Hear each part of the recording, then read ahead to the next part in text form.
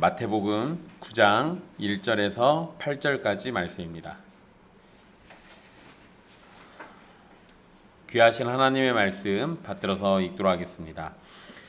예수께서 배에 오르사 건너가 본 동네에 이르시니 침상에 누운 중풍병자를 사람들이 데리고 오거늘 예수께서 그들의 믿음을 보시고 중풍병자에게 이르시되 작은 자야 안심하라 내 죄사함을 받았느니라. 어떤 서기관들이 속으로 이르되 이 사람이 신성을 모독하도다. 예수께서 그 생각을 아시고 이르시되 너희가 어찌하여 마음에 악한 생각을 하느냐. 내 죄사함을 받았느니라 하는 말과 일어나 걸어가라 하는 말 중에 어느 것이 쉽겠느냐. 그러나 인자가 세상에서 죄를 사하는 권능이 있는 줄을 너희로 알게 하려 하노라 하시고 중풍병자에게 말씀하시되 일어나 내 침상을 가지고 집으로 가라 하시니 그가 일어나 집으로 돌아가거늘 무리가 보고 두려워하며 이런 권능을 사람에게 주신 하나님께 영광을 돌리니라. 아멘. 이 말씀은 살아계신 하나님의 말씀입니다.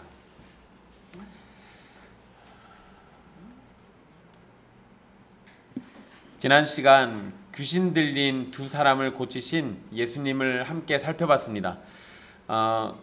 귀신들은 예수님이 누구이신지 대번에 알아봤습니다. 하지만 이미 예수님의 때가 시작되었다는 사실은 귀신들도 알지 못해서 아직 때가 되지 않았다라는 이상한 말을 했었습니다. 예수님은 택한 백성들을 구하기 위해서 이미 오셨고 예수님이 오신 이후로 택한 백성을 위한 구원의 역사는 더욱 분명하게 시작된 겁니다. 오늘날도 예수님을 알아보지 못하는 사람들과 알아보면서도 온전히 믿지 못하는 사람이 있습니다. 그리고 주의 은혜 가운데 예수님을 온전히 알아보고 믿는 자들도 있습니다. 주님께 은혜를 구하십시오.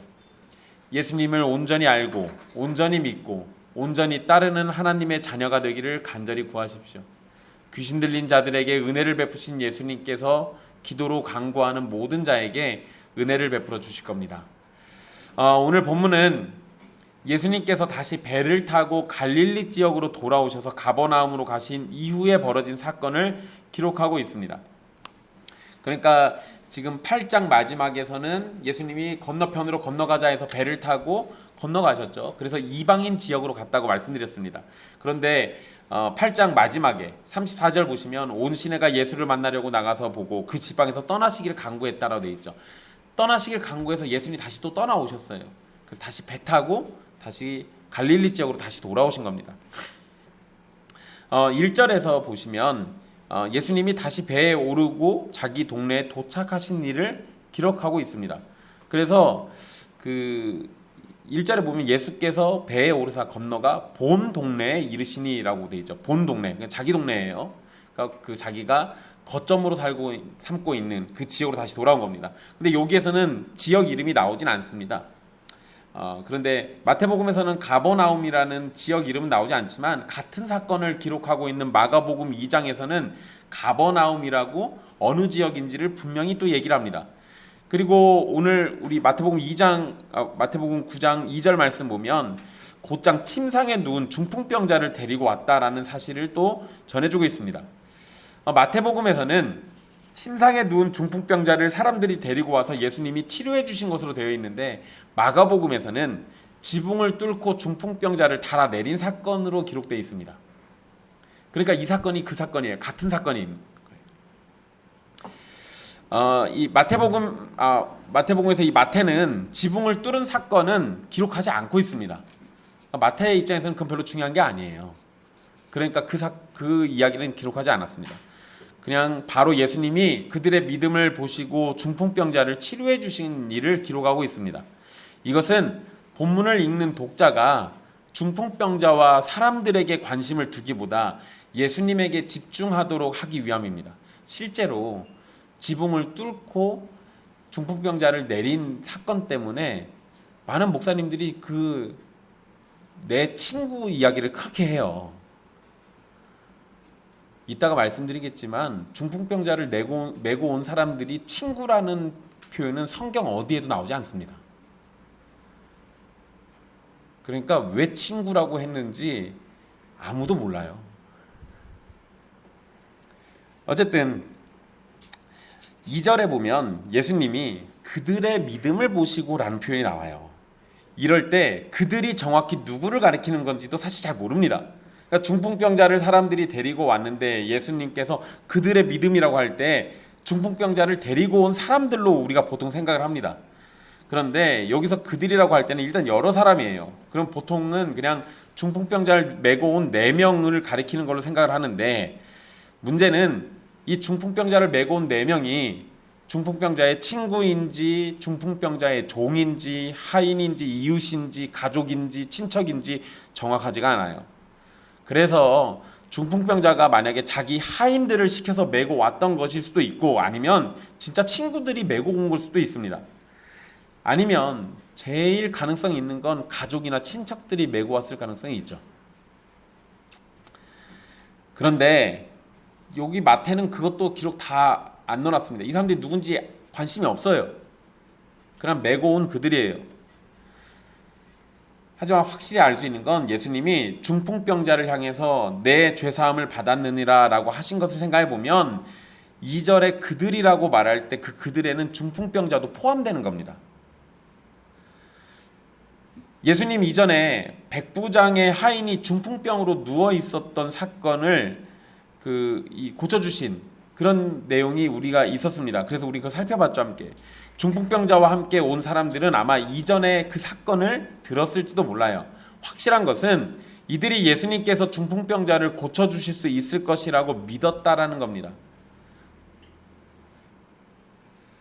그러니까 여기에서는 친구냐 누구냐가 사실 별로 중요하지 않아요. 이 사람들이 예수님을 믿고 중풍병자를 데려왔고, 또 마가복음의 사건에서 마가복음이나 누가복음에 기록된 것처럼 지붕을 뚫고 내린 이 일들도 결국은 다 믿음에 의해서 그런 일들을 했다라는 거예요. 그런데 여러분, 예수님께서 하신 말씀에 마태복음에서는 이 논쟁이 좀 일어납니다. 2절 중간 이후에 보면 작은 자야 안심하라 내 죄사함을 받았느니라 라는 말씀이 있어요. 그들의 믿음으로 인해서 병이 나았다라고 말씀하시지 않고 죄사함을 받았느니라 라고 이야기를 해버리신 거예요. 물론 여러분, 고대에는 질병은 죄와 밀접하게 연관이 있다고 생각했습니다. 그래서 로마서 5장 12절에서도 죄로 인해 사망이 왔다라고 말씀합니다. 이와 연결해서 생각해 보면 모든 질병이 죄와 관련이 없는 것은 아니에요. 분명 아담과 하와의 범죄로 인해서 사망이 들어왔고 질병이 우리를 고통에 빠지게 한 건 분명한 겁니다. 그런데 우리가 조심해야 할 것은 모든 질병이 죄로 인해서 생겼다라고 말해서는 안 돼요. 이거는 심각한 오류를 가져올 수도 있습니다. 때로 어떤 질병은 죄로 인해서 하나님이 주시는 징계일 수도 있습니다. 아마 거의 대부분은 여기에 해당되는 게 맞긴 할 거예요.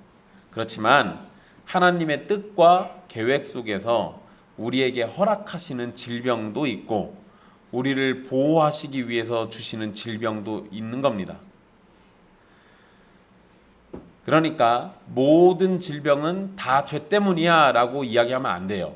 죄 때문에 질병이 올 수 있어 라고 말하는 것은 가능하지만 모든 질병은 다 죄 때문이야 라고 말하게 되면 하나님의 뜻을 우리가 단정적으로 잘못 생각하고 결정론처럼 얘기를 할 수가 있어요. 조심해야 하는 겁니다. 그런데 여러분, 오늘 본문에 나오는 이 중풍병자는 그 사람의 죄와 관련된 것으로 봅니다. 그래서 예수님이 병을 고쳐주시는 일에 죄사함을 언급하신 거예요. 그리고 여러분, 예수님께서 말씀하실 때 이 2절에 그냥 우리 성경에는 작은 자야 안심하라 내 죄사함을 받았느니라 해서 죄라고 단수로 돼 있잖아요. 근데 이게 원문에는 죄들 복수형으로 돼 있어요. 그러니까 작은 자야 안심해라 너의 죄들이 용서를 받았다라고 이렇게 얘기하신 거예요. 그러니까 예수님께서 말씀하신 죄사함은 어떤 특정한 죄만을 이야기한 게 아니라 그 사람이 갖고 있는 모든 죄를 의미하는 겁니다. 그리고 예수님께서 죄사함의 말씀을 하신 것은 예수님이 병을 고치고 귀신을 쫓고 자연 만물을 다스리시는 능력만이 아니라 죄에 대한 문제까지도 다스리시는 권능의 주님이심을 알려주는 거예요. 의도가 있는 거죠. 게다가 여러분, 이 죄사함을 받았다라고 하실 때 이게 수동태로 되어 있거든요. 그래서 이걸 신적 수동태로 이해한다고 하면 이 죄사함의 주체는 하나님이신 겁니다. 그런데 여러분, 이거 선언하시는 분은 누구였죠? 예수님이에요. 그러니까 여기에서 단순히 하나님의 대리자로 선언만 하신 것처럼 이해할 수도 있어요. 하지만 6절에 보면 예수님이 인자가 세상에서 죄를 사하는 권세가 있는 걸 너희로 알게 하려고 했다라는 이 말씀을 보면 하나님의 대리자로서 선언을 하신 것만 있는 게 아니라 본인이 하나님의 아들로서 죄사함을 선언하신 것으로 이해할 수 있습니다. 물론 여러분, 듣기에는 그냥 하나님의 능력으로 너의 죄가 사함을 받았다라고 선언하는 것처럼 들릴 수도 있어요. 제가 지금 이렇게 설명해 드리는 이유가 있어요. 예수님이 하신 말씀에는 신성모독이 없기 때문에 제가 지금 드리는 말씀이에요. 이 표현으로는 신성모독이라고 얘기할 수 있는 게 없어요. 그런데 예수님이 이렇게 얘기하시고 나니까 3절에 부정적인 반응이 바로 기록되어 있습니다. 어떤 서기관들은 자신의 마음속에서 예수님이 신성을 모독한다라고 이렇게 생각을 하고 있는 거예요. 근데 방금 설명드린 것처럼 예수님이 하신 표현은 신성모독이 아니에요. 여러분, 이 서기관들이 신성모독을 언급하는 이유가 있는데요. 이 사람들이 언급하는 그 근거는 레위기 24장 15절 16절에 근거한 겁니다. 이 모세는 이스라엘 자손에게 이 말씀을 주면서 뭐라고 했냐면, 하나님을 저주하면 죄를 담당할 거고 여호와의 이름을 모독하면 반드시 죽이라고 가르쳤습니다. 이게 신성모독이거든요. 다시요, 하나님을 저주하는 것 그리고 여호와의 이름을 모독하는 것, 이게 신성모독이에요. 그러니까 이렇게 했을 경우에는 돌로 쳐서 죽이는 거예요. 예수님이 하나님의 이름을 직접 언급하면서 모독한 것도 없었고 하나님을 저주한 것도 아닙니다. 그러니까 신성모독에 해당되지가 않아요. 그런데 서기관들은 이 말씀을 확대 해석해서 지금 예수님이 하신 것도 신성모독처럼 보는 겁니다. 죄를 용서하실 수 있는 분은 하나님밖에 없어요. 그러니까 예수님이 죄사함을 선언하셨다라는 것을 서기관들은 그 자체로 신성모독이라고 생각한 겁니다. 여하튼 여러분, 서기관들은 예수님을 신성모독이라고 생각을 했지만, 근데 이게 지금 생각을 하고 속으로 그런 거잖아요. 그들의 마음속에서만 그렇게 생각하고 있는 겁니다. 그런데 예수님께서는 그들의 속 생각을 알고 계셨어요. 여러분, 복음서에 보면 말하지 않아도 예수님이 다 알고 있는 경우들이 많이 있습니다.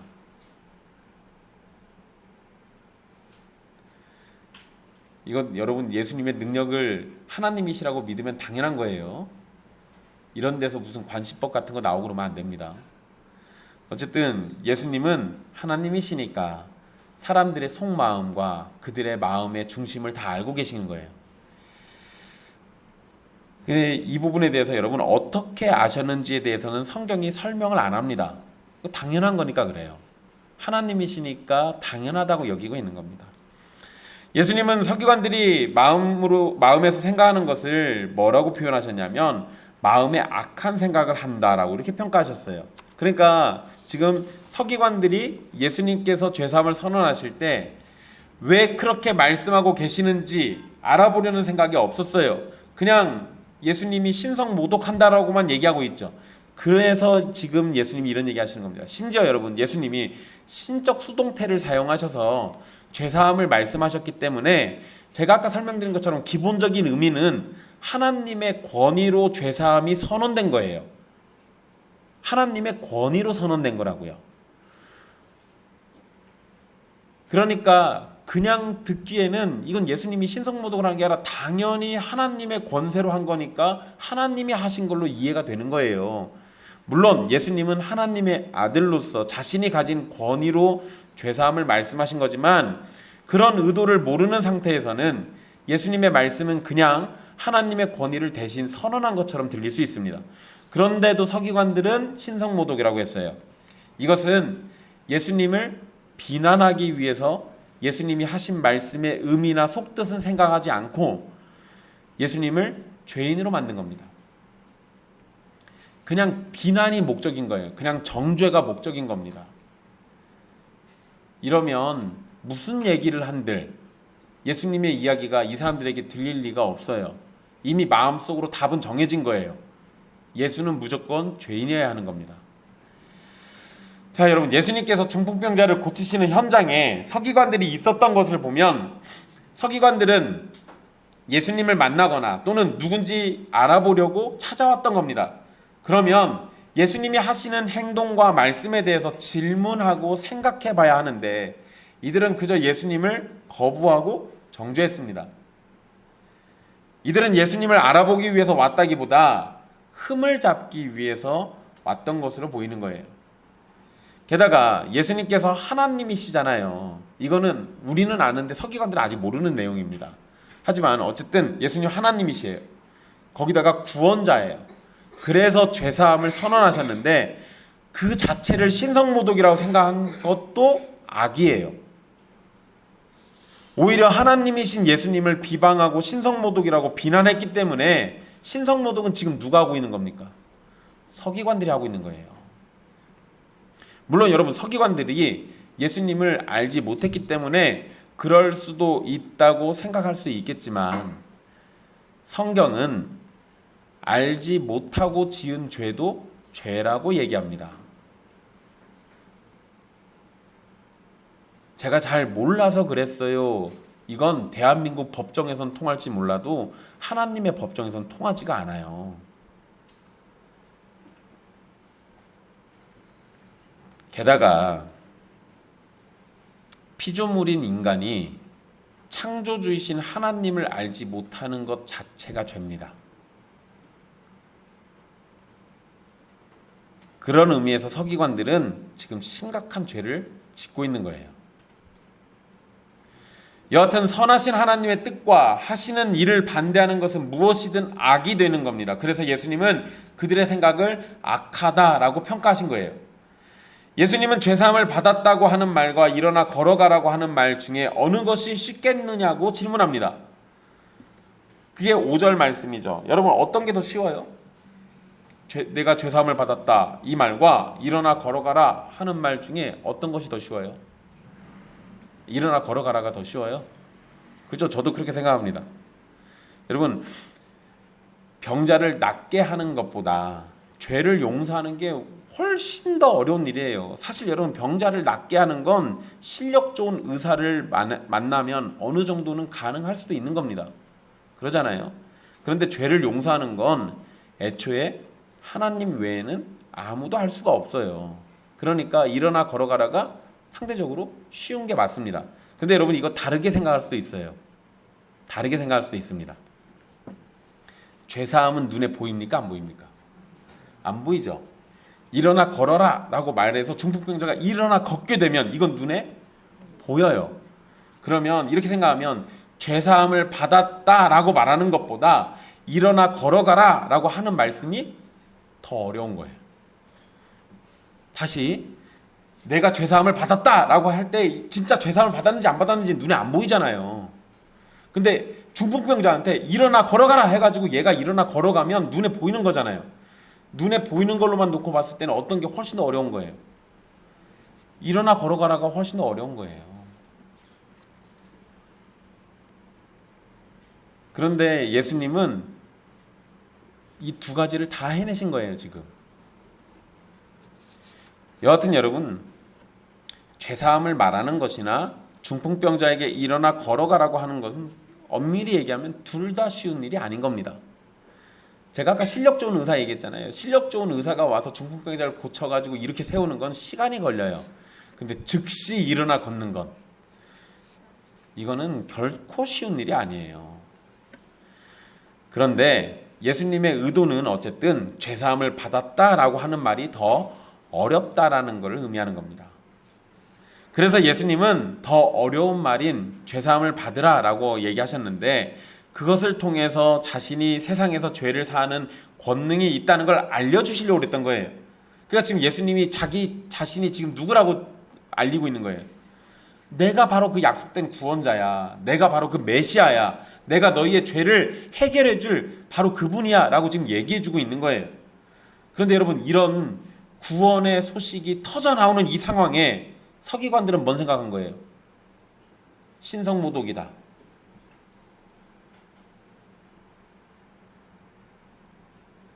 여러분, 이건 보통 정신이 아니고서는 이렇게 하기가 어렵죠.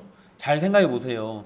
중풍병자가 갑자기 일어나서 걷는 그런 상황, 이런 일들이 이제 곧 벌어질 건데, 사실 그리고 이전에 예수님이 하셨던 일들 보면 중풍병자를 말로도 고치셨잖아요. 그러면 이미 감을 잡았어야 돼요. 이분은 하나님이 보내신 자라는 생각을 하고 있었어야 합니다. 그런데 와서 그 상황에서 신성모독을 얘기하고 있는 거는 애초에 예수님을 그냥 비난하고 싶었던 거예요. 어쨌든 예수님께서 권능, 그 죄를 사는 권세, 권능이 인자에게 있다라는 것을 사람들에게 보이시려고 이런 얘기를 하신 겁니다. 그래서 게다가 또 6절에서는 인자가 세상에서라고 하면서 자기 자신을 인자라고 불러요. 여러분 이전에도 인자라는 표현을 쓰시긴 했는데 여기에서 이제 설명해 드립니다.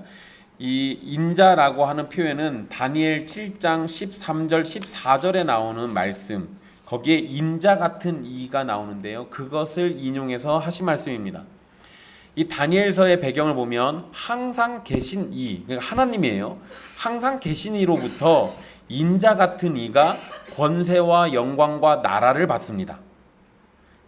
그러니까 예수님은 지금 자신이 행하는 이 일들이 바로 인자가 권세와 영광과 나라를 받아서 보이시는 일이라는 것을 보여준 거예요. 다시요.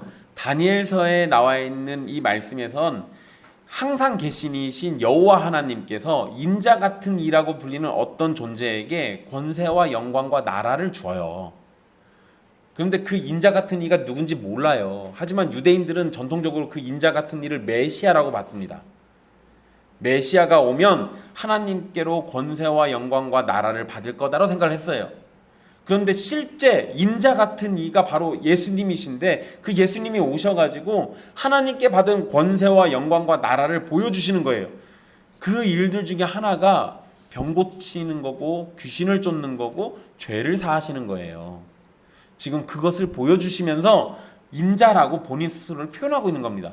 그러면 여러분 우리는 유대인들이 아니고 구약에 능통한 사람들이 아니기 때문에 제가 지금 이렇게 설명해 드린 거지만 여기 지금 예수님께 와서 딴지 걸고 신성모독이라고 얘기하는 사람들은 서기관들이죠. 이 사람들은 율법의 전문가예요. 그러면 예수님이 이런 얘기 하셨을 때 대번에 이거 다니엘에 나와 있는 그 말씀이야 라고 이해했을 거예요. 이렇게 얘기해 줬는데도 이해 못하면 이 사람들 답이 없는 겁니다.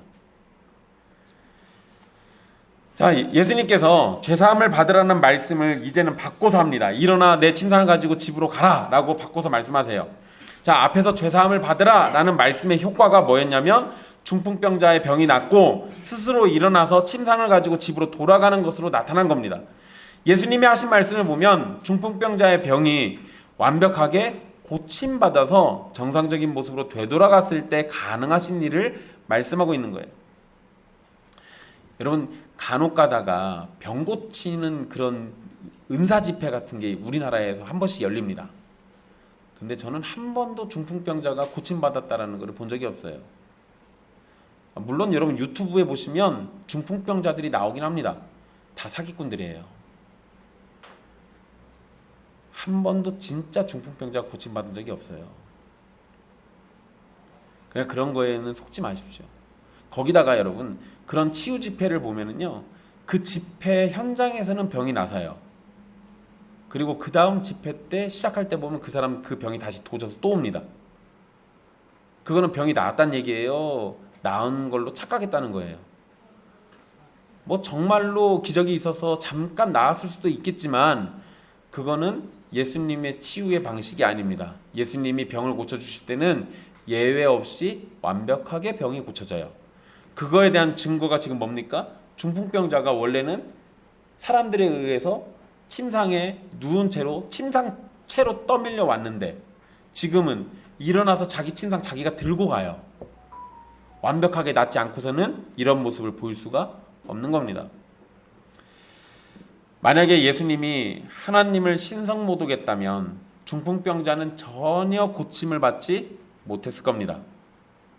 중풍병자는 예수님의 말씀에 즉각적으로 순종을 했습니다. 자기 힘으로 걸어올 수조차 없어서 사람들의 도움을 받아야만 했던 사람이 이제는 일어나서 자신의 침상을 들고 자기 힘으로 걸어서 집으로 돌아가게 됩니다.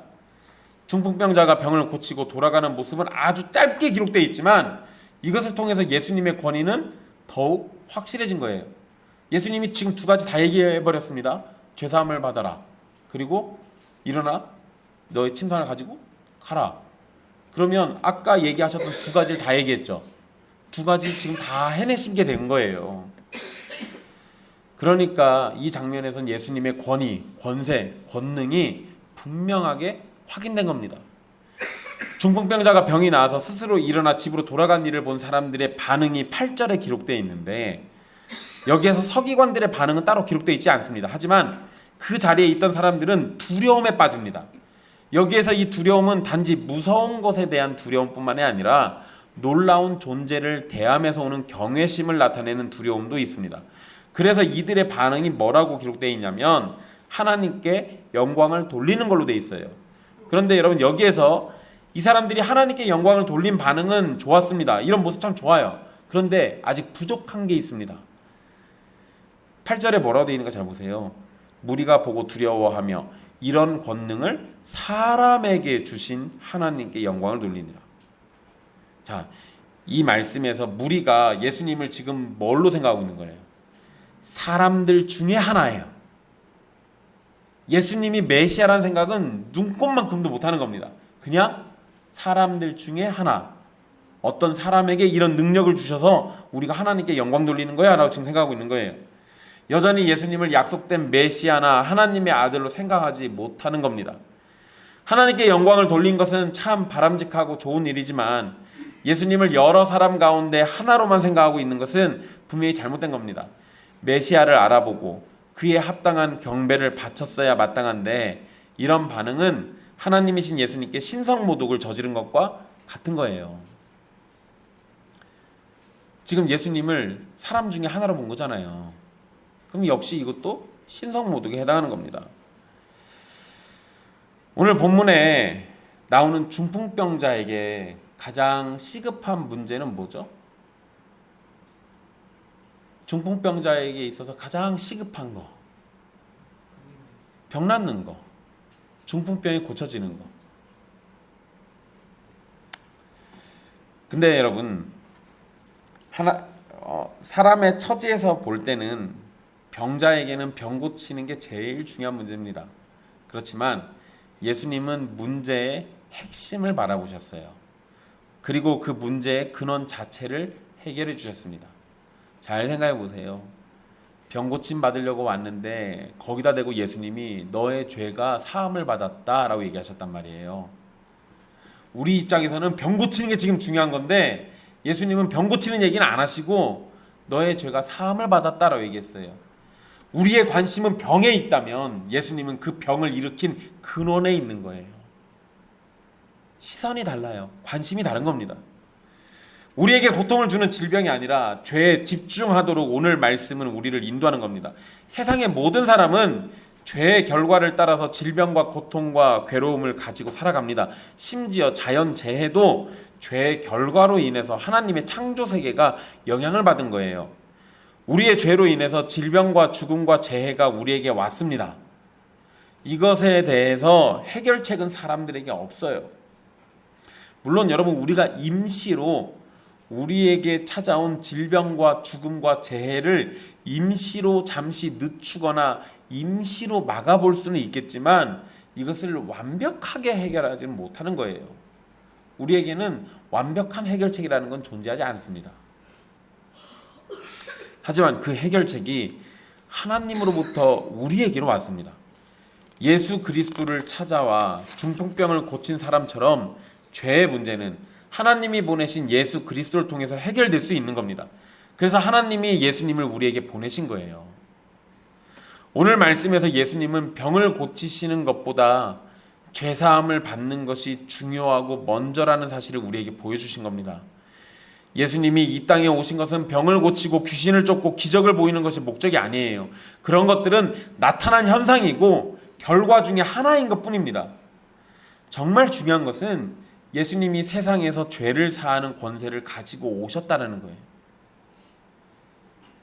여러분은 예수님을 어떻게 바라보십니까? 예수님의 무엇을 바라보고 있습니까? 죄를 사하는 권세자이신 예수님을 바라보시는 겁니까? 아니면 여러분이 원하는 것을 해주는 산타클로스 같은 예수님을 바라보시는 겁니까? 예수님을 그저 도깨비 방망이처럼 생각하고 접근하지 마십시오. 심지어 여러분, 현대교회는 예수님을 자판기처럼 생각합니다. 자판기는 어떻게 작동하죠? 우리가 돈을 넣고 원하는 걸 누르면 그걸 내놓죠. 우리가 예수님께 돈을 바치고 내 시간을 바치고 내 노력을 바쳐서 내가 원하는 걸 내놓으라고 누르면 그거를 주는 존재처럼 여겨요. 아니요, 예수님 그런 분 아니에요. 예수님은 우리가 그렇게 함부로 대해서는 안 되는 분이에요. 자판기도 아니고 도깨비 방망이도 아닌 거예요. 그렇게 대하는 건 예수님을 향해서 신성모독을 저지른 겁니다. 예수님에 관한 말씀을 듣고도 예수님을 믿지 않는다면 그것은 훗날 심판을 받을 확실한 근거가 됩니다. 하나님은 죄사함의 권세를 가지신 예수님에 관해서 생명의 말씀을 주셨는데 그것을 믿지 않는다면 자기 죄를 따라서 영원한 심판을 받는 것이 마땅한 겁니다. 예수님에 관한 말씀을 듣고 예수님을 그저 소원이나 들어주는 우상들 가운데 하나처럼 여긴다면 그런 사람들, 그렇게 생각하는 사람들 모두 예수님에게 신성모독을 저지른 것이고 마지막 심판날 하나님의 영원한 저주와 심판을 피할 수 없는 겁니다. 하지만 예수님에게 답을 찾으려는 사람에게는 은혜가 주어집니다. 예수님께서 중풍병자를 처음 대하고 쓰신 표현이 있어요. 작은 자야 안심하라.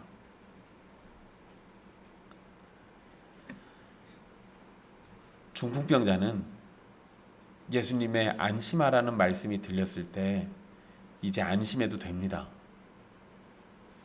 중풍병이라는 고통이 있었지만 그것을 해결해 주실 수 있는 분에게 찾아갔고 그분께서 사랑의 마음으로 대해 주시니 이제 안심해도 돼요. 그리고 이제 예수님이 중풍병을 고쳐 주실 거니까 안심해도 됩니다. 예수님께서는 단지 병만 고쳐 주시는 것이 아니라 병의 근원인 죄까지 용서받도록 해 주실 것이니까 안심해도 됩니다.